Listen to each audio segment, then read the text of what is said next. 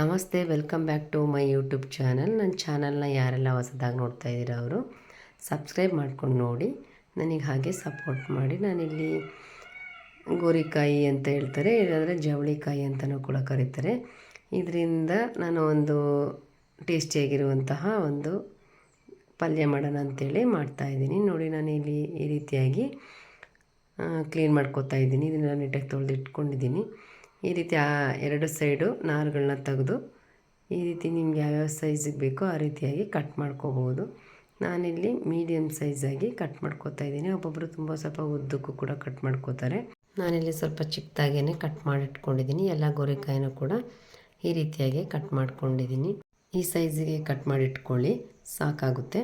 ನಾನು ಇದಾದ ನಂತರ ನಾನು ಇದನ್ನು ಸ್ವಲ್ಪ ಫ್ರೈ ಮಾಡ್ಕೋಬೇಕು. ಹಾಗಾಗಿ ನಾನು ಇಲ್ಲಿ ಒಂದು ಪಾತ್ರೆ ಇಟ್ಟು ಅದಕ್ಕಾದ ನಂತರ ಕಟ್ ಮಾಡಿ ಇಟ್ಕೊಂಡಿದ್ದಂಥ ಗೋರಿಕಾಯಿನೆಲ್ಲ ಹಾಕ್ಕೊಂಡು ನಾನಿಲ್ಲಿ ಫ್ರೈ ಮಾಡ್ಕೊತಾ ಇದ್ದೀನಿ. ಇದಕ್ಕೆ ಎಣ್ಣೆ ಕೂಡ ಏನೂ ಹಾಕಿಲ್ಲ. ಹಾಗೆ ಫ್ರೈ ಮಾಡಿಕೊಂಡ್ರೆ ಚೆನ್ನಾಗಿರುತ್ತೆ. ಒಂಥರ ಇದು ತೊಗರು ಥರ ಇರುತ್ತೆ. ಹಾಗಾಗಿ ಸ್ವಲ್ಪ ಈ ಥರ ಹುರ್ಕೊಂಡ್ರೆ ಚೆನ್ನಾಗಿರುತ್ತೆ ಅಂಥೇಳಿ ಈ ರೀತಿಯಾಗಿ ನಾನು ಇದನ್ನು ಹುರ್ಕೋತಾ ಇದ್ದೀನಿ. ಹುರ್ಕೊಂಡು ಇದನ್ನು ಪಕ್ಕಕ್ಕೆ ಇಟ್ಕೊಂಡು ನಾನು ಅದೇ ಪಾನಲ್ಲಿ ಮತ್ತೆ ಅದಕ್ಕೆ ಒಂದು ಒಗ್ಗರಣೆ ಹಾಕ್ಕೊಡ್ತಾ ಇದ್ದೀನಿ.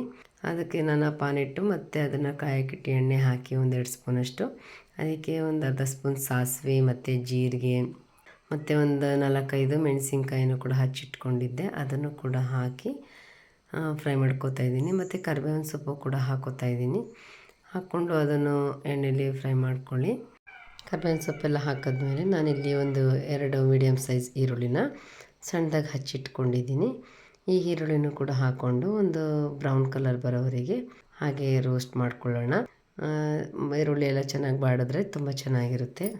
ಗೋರಿಕಾಯಿ ಪಲ್ಯಗೆ ಹುಳಿ ಅಂಶ ಇದ್ದರೆ ಚೆನ್ನಾಗಿರುತ್ತೆ ಅಂತೇಳಿ ನಾನು 1-2 ಟೊಮೊಟೊ ಹಣ್ಣು ಇಲ್ಲಿ ಸಣ್ಣದಾಗಿ ಹಚ್ಚಿಟ್ಕೊಂಡು ಹಾಕೋತಾ ಇದ್ದೀನಿ. ಇಲ್ಲಿ ಹುಣಸೆ ರಸ ಯೂಸ್ ಮಾಡೋದ್ರಿಂದ ನಾನು 2 ಟೊಮೊಟೊ ಹಣ್ಣು ಅಷ್ಟೇ ಯೂಸ್ ಮಾಡ್ತಾಯಿದ್ದೀನಿ. ಈಗ ಟೊಮೊಟೊ ಹಣ್ಣು ಬಾಡಲಿ ಅಂತೇಳಿ 1-2 ನಿಮಿಷ ಲಿಟ್ಲು ಕ್ಲೋಸ್ ಮಾಡಿ 1-2 ನಿಮಿಷ ಬಾಡಿಸ್ಕೊಂಡಿದ್ದೀನಿ ಟೊಮೊಟೊ ಹಣ್ಣು. ಇದಾದ ನಂತರ ನಾನು 1-2 ಸ್ಪೂನಷ್ಟು ಶುಂಠಿ ಬೆಳ್ಳುಳ್ಳಿ ಪೇಸ್ಟ್ನೂ ಕೂಡ ಹಾಕ್ಕೊಂಡು ರೋಸ್ಟ್ ಮಾಡ್ಕೊತಾ ಇದ್ದೀನಿ. ಒಂದು ಚಿಟಿಕೆಯಷ್ಟು ಅರಿಶಿನ ಪುಡಿನೂ ಕೂಡ ಹಾಕ್ಕೊಂಡಿದ್ದೀನಿ. ಮತ್ತು 1 ಸ್ಪೂನಷ್ಟು ಖಾರದ ಪುಡಿ ಹಾಕ್ಕೊಂಡಿದ್ದೀನಿ. 1/4 ಸ್ಪೂನಷ್ಟು ಧನಿಯಾ ಪುಡಿನೂ ಕೂಡ ಹಾಕ್ಕೊಂಡು ಅದ್ರ ಜೊತೆಯೇ ಸ್ವಲ್ಪ ಉಪ್ಪನ್ನು ಕೂಡ ಹಾಕಿ ಇದನ್ನೆಲ್ಲ ಚೆನ್ನಾಗಿ ಮಿಕ್ಸ್ ಮಾಡಿಕೊಂಡು 1-2 ಸೆಕೆಂಡ್ ಹಾಗೆ ಖಾರದ ಪುಡಿ ಎಲ್ಲ ಹಸಿ ವಾಸನೆ ಹೋಗೋವರೆಗೆ 1-2 ಸೆಕೆಂಡ್ ಹಾಗೆ ಬಾಡಿಸ್ಕೊಳ್ಳಿ. ಅದಾದ ನಂತರ ನಾವಿಲ್ಲಿ ಹುರಿದಿಟ್ಕೊಂಡಿದ್ವಲ್ಲ ಆ ಗೋರಿಕಾಯಿನೂ ಕೂಡ ಚೆನ್ನಾಗಿ ಮಸಾಲೆ ಜೊತೆ ಹಾಕ್ಕೊಂಡು ಮಿಕ್ಸ್ ಮಾಡ್ಕೊಳ್ಳಿ. ಮಿಕ್ಸ್ ಮಾಡ್ಕೊಂಡು ನಂತರ ನಾನಿಲ್ಲಿ ಹುಣಸೆ ಹಣ್ಣನ್ನ ನೆನೆ ಹಾಕಿಟ್ಟಿದ್ದೆ, ಆ ರಸನೂ ಕೂಡ ಹಾಕ್ಕೊಂಡು ನಾನಿಲ್ಲಿ ಮಿಕ್ಸ್ ಮಾಡ್ಕೊತಾ ಇದ್ದೀನಿ. ಹುಣಸೆಹಣ್ಣು ರಸ ಹಾಕೋದ್ರಿಂದ ಇದು ಗೋರಿಕಾಯಿ ತೊಗರಂಶ ಅಷ್ಟು ಕಂಡು ಬರಲ್ಲ ಅಂಥೇಳಿ ಹುಣಸೆ ರಸನೂ ಕೂಡ ಹಾಕೋತಾ ಇದ್ದೀನಿ. ಇಲ್ಲಿ ತುಂಬಾ ಚೆನ್ನಾಗಿರುತ್ತೆ ಹುಣಸೆ ರಸ ಹಾಕೋದ್ರಿಂದ ಟೇಸ್ಟು ಕೂಡ. ಅದ್ರ ಜೊತೆಲಿ ನಾನಿಲ್ಲಿ 1 ಗ್ಲಾಸಷ್ಟು ನೀರನ್ನು ಕೂಡ ಹಾಕಿ 10 ನಿಮಿಷ ಹಾಗೆ ಬೇಯಕ್ಕೆ ಬಿಡಿ. ಚೆನ್ನಾಗಿ ಬೇಯುತ್ತೆ. ಕುಕ್ಕರಲ್ಲಿ ಕೂಗಿಸೋರು ಕೂಡ ಕೂಗಿಸ್ತಾರೆ. ನಾನಿಲ್ಲಿ ಓಪನಾಗಿ ಬೇಯಿಸಿದ್ದೀನಿ. ಇವಾಗ ಆಲ್ರೆಡಿ ಗೋರಿಕಾಯಿ ಪಲ್ಯ ರೆಡಿಯಾಗಿದೆ. ಇದನ್ನು ರೊಟ್ಟಿ, ಚಪಾತಿ ಜೊತೆ, ದೋಸೆ ಜೊತೆ ಎಲ್ಲ ತಿನ್ಬೋದು. ತುಂಬಾ ಟೇಸ್ಟಿಯಾಗಿ ತುಂಬ ಚೆನ್ನಾಗಿರುತ್ತೆ. ಗೋರಿಕಾಯಿ ಪಲ್ಯನ ವೆರೈಟಿಯಾಗಿ ಮಾಡ್ತಾರೆ. ನಾನೀಗ ಇಲ್ಲಿ ಸಿಂಪಲ್ಲಾಗಿ ಮಾಡಿದ್ದೀನಿ. ನಾನು ಹೀಗೆ ಯಾವ ರೀತಿ ಮಾಡಿದ್ದೀನಿ ಅದನ್ನು ಈಸಿಯಾಗಿ ಕೂಡ ಮಾಡ್ಕೋಬೋದು. ನೀವು ಒಮ್ಮೆ ಹಾಗೆ ಟ್ರೈ ಮಾಡಿ.